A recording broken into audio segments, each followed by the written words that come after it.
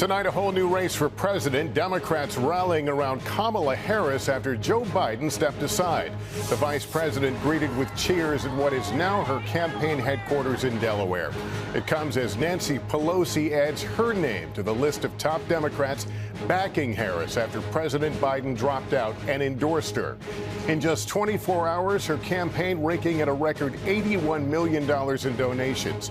And the questions, how will all this work with the Democratic convention less than a month away? And who will Harris pick as a running mate? And the shakeup forcing the Trump campaign to pivot attacks to Harris. J.D. Vance in his first solo debut as Donald Trump's running mate, saying he's annoyed he won't get to debate her as top Republicans demand Mr. Biden leave office now. Also tonight, the director of the Secret Service grilled on Capitol Hill saying, quote, "We failed on the day a gunman tried to assassinate Donald Trump." The disturbing body cam, an Illinois woman fatally shot in her home after she called 911. The deputy now charged with murder. And just 4 days to go, a historic Team USA honor for LeBron James as Simone Biles and her teammates arrive in Paris to begin their quest for gold. This is NBC Nightly News with Lester Holt. Good evening and welcome. How the political universe has shifted. Just a day after President Biden's exit from the presidential contest, Vice President Kamala Harris, riding a wave of Democratic Party endorsements, is taking her place as the frontrunner for the nomination. Former House Speaker Nancy Pelosi now among the biggest names to throw their support to Ms. Harris, whose sudden candidacy has now energized the Democratic Party, a party that in recent weeks has been gripped by panic over its future. Still tonight, as the Trump campaign pivots its message, Democrats are facing urgency to lock the vice president in as their nominee and for her to name a running mate. Several frontrunners for the number 2 slot emerging tonight in what is likely to be an expedited process. All as President Biden, who set this in motion by stepping aside, pledged to the Harris team that he will campaign for his vice president. Kelly O'Donnell is at the White House tonight with the latest developments. A whirlwind day for Vice President Kamala Harris. Visiting headquarters in Wilmington, the president's hometown, but a campaign that now bears her name. President Biden, at home with COVID, phoned into the campaign team late today. I'm hoping you'll give every bit of your heart and soul that you gave to me to Kamala. And I want you to know, I won't be on the ticket, but I'm still going to be fully engaged. An extraordinary campaign reset after the president ended his own run Sunday and endorsed Harris to finish the race to November. It is my great honor to have Joe's endorsement in this race. And it is my intention to go out and earn this nomination and to win. But Harris is not yet the official nominee, though she appears on her way. Aides said she spent 10 hours Sunday making about 100 calls to line up support. South Carolina Democrat James Clyburn touting a reshaped race. She is well equipped to prosecute, I'm going to emphasize, to prosecute the case against Donald Trump. Today, the endorsement of Speaker Emerita Nancy Pelosi, who writes, "We must unify and charge forward." Building on endorsements from the Clintons, California Governor Gavin Newsom, and the Congressional Black Caucus. Today, top House Democrat Hakeem Jeffries said he and Senate Leader Chuck Schumer expect to meet with Harris soon. She's excited the House Democratic Caucus, and she's exciting the country. Still, some Harris supporters described seeing reluctance around her potential nomination. Behind closed doors, while I won't name names, that there were people that were absolutely like, it can't be the vice president. All of it after the president's stunning announcement that for the best interest of my party and the country, he would stand down. A statement that surprised much of his own campaign staff. In Harris's first public appearance today, a pre-planned college champions event at the White House, the vice president honored his public service. Joe Biden's legacy of accomplishment over the past 3 years is unmatched in modern history. His decision appeared to unlock praise and appreciation after a few agonizing weeks when about 40 elected Democrats pushed him to leave the race, and he resisted. I am running, and we're going to win.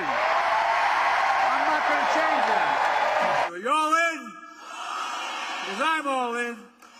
During a weekend of decision dealing with COVID in Delaware, sources familiar with the situation tell NBC News the president felt hurt, angry, and betrayed by allies like Barack Obama and Nancy Pelosi, who he believes turned on him.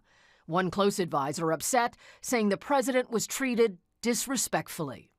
Kelly, let's turn back the clock here for a moment. Top Democratic donors had been demanding that President Biden drop out, but now the Harris campaign is seeing a big fundraising boost.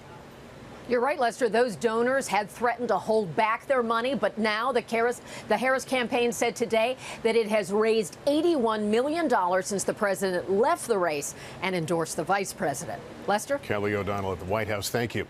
Among the challenges Harris faces as a presidential candidate, picking a running mate and fashioning her background before and during her vice presidency into a narrative that will appeal to voters. Here's Hallie Jackson.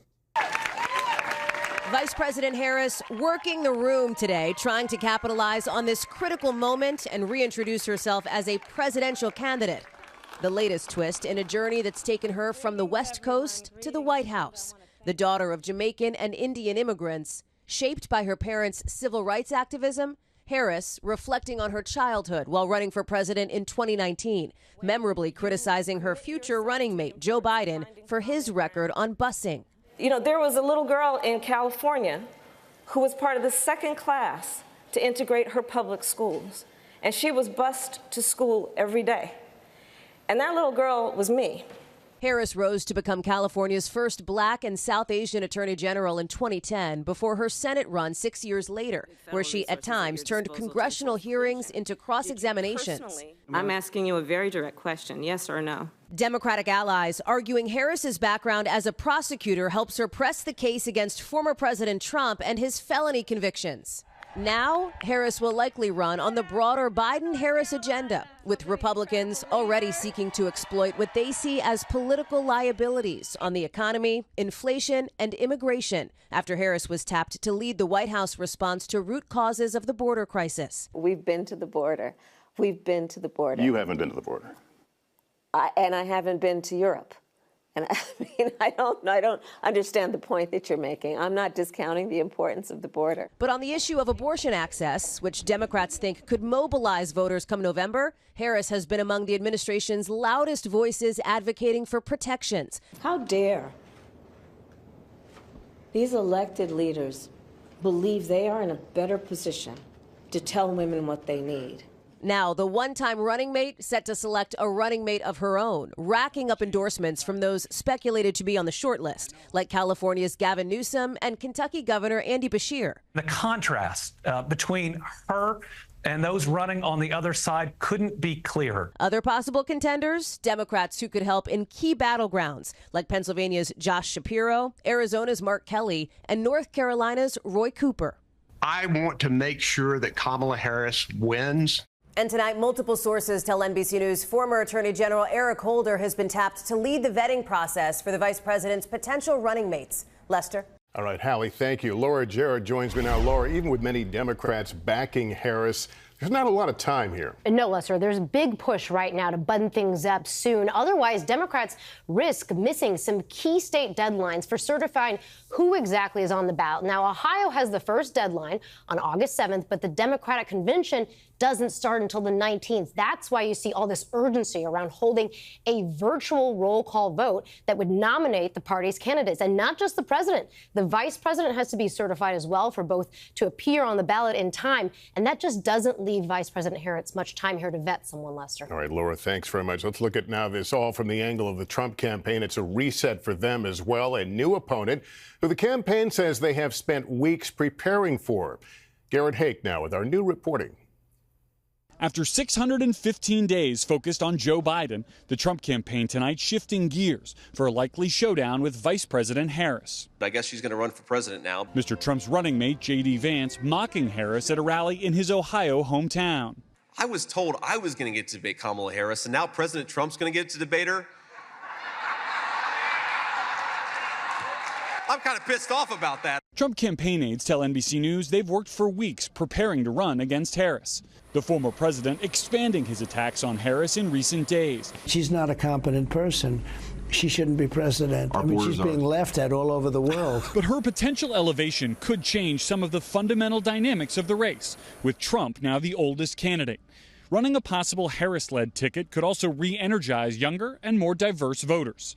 A poll taken within the last 24 hours shows Harris doing better than Biden against Mr. Trump, the race within the margin of error. And previewing a new Trump line of attack against Harris, an allied group releasing this ad accusing Harris of a cover-up. Kamala was in on it. She covered up Joe's obvious mental decline. Our president is in good shape, in good health, tireless, vibrant. The GOP also not letting up on President Biden, with top Republicans, including the House Speaker, demanding he step down now. The president should resign. The reason is, if everyone acknowledges that he is incapable of running a campaign, then he's clearly incapable of running the country. I mean, he has the nuclear codes. And Vance arguing today that any Democratic voter turned off by what he called a coup against President Biden should vote for the Republican ticket instead. It's an argument the Trump campaign hopes will gain traction here in Virginia, a state that hasn't voted for a Republican for president since 2004. Lester? All right, Garrett Haig, thank you. It's all sending shockwaves through the critical battleground states. Zincle Esimwa is in Pennsylvania, where she is asking voters, will it change how they cast their ballots? Swift reaction tonight in Pennsylvania after a major shift in the race to the White House. I was surprised because he said that he was staying in, and I was supporting him. The battleground state is critical, with 19 electoral votes up for grabs and polling already close. We spoke to 3 Democratic voters and 1 undecided. What went through your mind when you heard the president was not going to run? I almost felt relief because there's been so much back and forth. Just speaking to a lot of other Gen Z voters and a lot of other young people, I think for a long time we've been feeling a bit disenfranchised. Earlier this month, NBC News polling showing 83% of Democrats under the age of 34 wanted a different nominee, like first-time voter Nick Urkel, who is undecided, now weighing new options. Even in her 4 years as vice president, didn't hear much from her except the occasional immigration thing. Voters today raising concerns about key issues like abortion, the economy, and civil rights. As a black woman, mother, wife, I worry about my children. You said you're a mother. Your daughter's right next to you. Do you worry about those things? Definitely. If you had to vote today, who would you vote for? Kamala Harris. Kamala Harris, without a doubt. Kamala Harris. RFK Jr. Nick says he wants to learn more about Harris, but has reservations. It's going to be really hard to pull off a campaign in this short a time. In the next month, she still has to convince everyone in the party to unite behind her. Zincle Esimwa, NBC News, Philadelphia, Pennsylvania. And 9 days after the attempted assassination of former President Trump, the head of the Secret Service faced new calls to resign and some heated questioning about the security lapses that day. Ryan Nobles has details. For Secret Service Director Kimberly Cheadle, it was a bipartisan unloading. Not only should you resign, if you refuse to do so, President Biden needs to fire you. If you have an assassination attempt on a president, a former president, or a candidate, you need to resign. Would you like to use my 5 minutes to draft your resignation letter, yes or no? No, thank you. Cheadle, appearing by subpoena and testifying under oath, directly addressed the attempted assassination of former President Donald Trump. On July 13th, we failed. As a director of the United States Secret Service, I take full responsibility for any security lapse of our agency. But facing off with members of Congress, she left many frustrated. Was the gun already on the roof, or did the shooter carry the gun up with him? I do not have that information at this time. Cheadle pressed on why the building Thomas Crooks fired shots from, less than 150 yards from the stage, wasn't secured. Wasn't that building within the perimeter that should be secured? Do we agree with that? The building was outside of the perimeter on the day of the visit. That is one of the things that during the investigation we want to take a look at and determine whether or not other decisions should have been made. The director also speaking to reports that Crooks had been photographed and identified as suspicious well before Mr. Trump took the stage. Why was he allowed to take the stage with a suspicious person having been identified in the crowd? So I appreciate the question. The detail had been past information that there was a threat.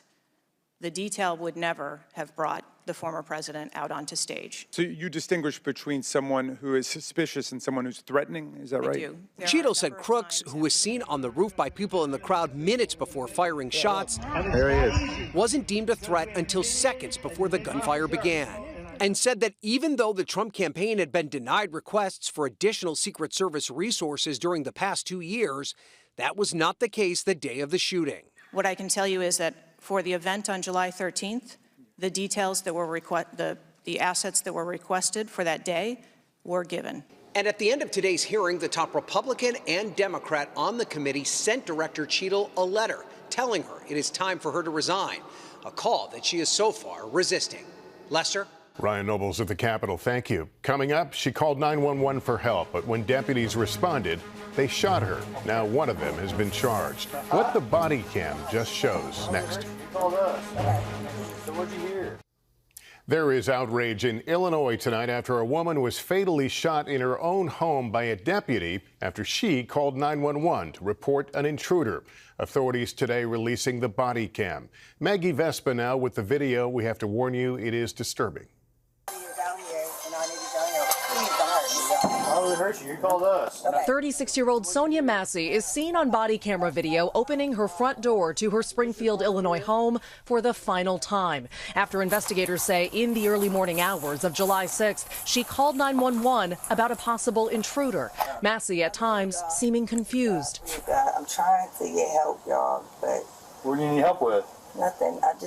Please God. Roughly halfway into the 36-minute clip released late today by Illinois State Police, Massey walks to her stove and picks up a pot of boiling water. It's difficult to hear what she says. That's when the deputy on screen, identified as Sean Grayson, replies. You better I swear to God, I'll shoot you right in your face. Okay, I'm sorry. Drop the pot! Drop the pot! Drop the 19 shots fired. Shots fired! Shots fired! Officials later saying Massey, a mother of two, was shot in the head. I'm not taking hot boiling water to the face. And it already... Video of her body blurred by police. Last week, a grand jury indicting former Deputy Grayson on 3 counts of first-degree murder. Grayson's lawyer declining to comment. You know what I want? I want justice for my baby. Massey's family, alongside civil rights attorney Ben Crump. She needed a helping hand. She didn't need a bullet to the face. President Biden saying in a statement they deserve justice, calling it an unthinkable and senseless loss. Maggie Vespa, NBC News. We'll take a break right here. Up next, days after that massive computer meltdown, it's still a travel meltdown for some. The latest right after this. It's been 3 days now since the global computer meltdown, and today Delta Airlines is still struggling, canceling hundreds of flights nationwide. Tom Costello joins us. Tom, what's the latest?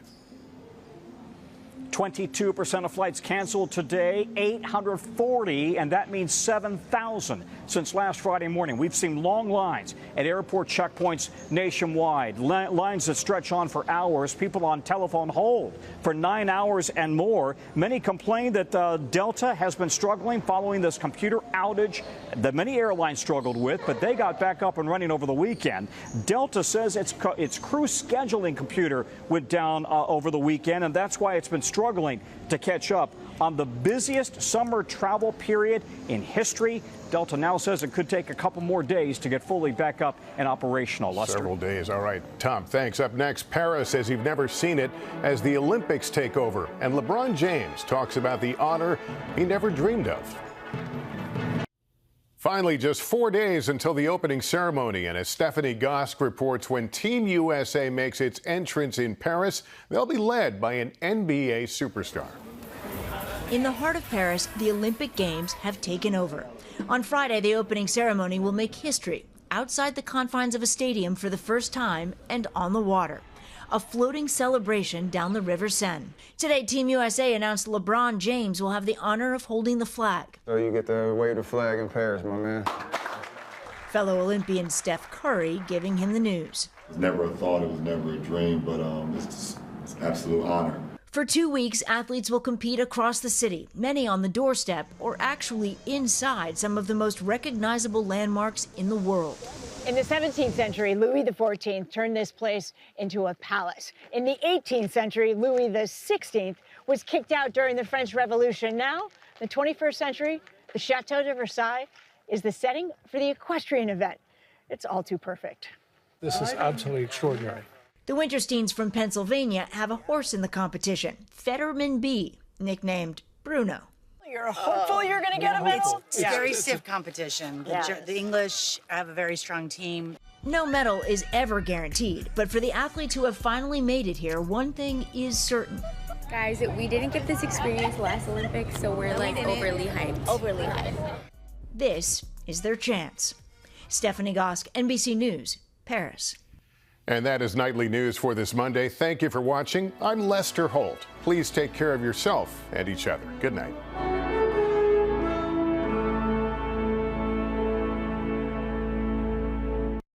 Thanks for watching. Stay updated about breaking news and top stories on the NBC News app or follow us on social media.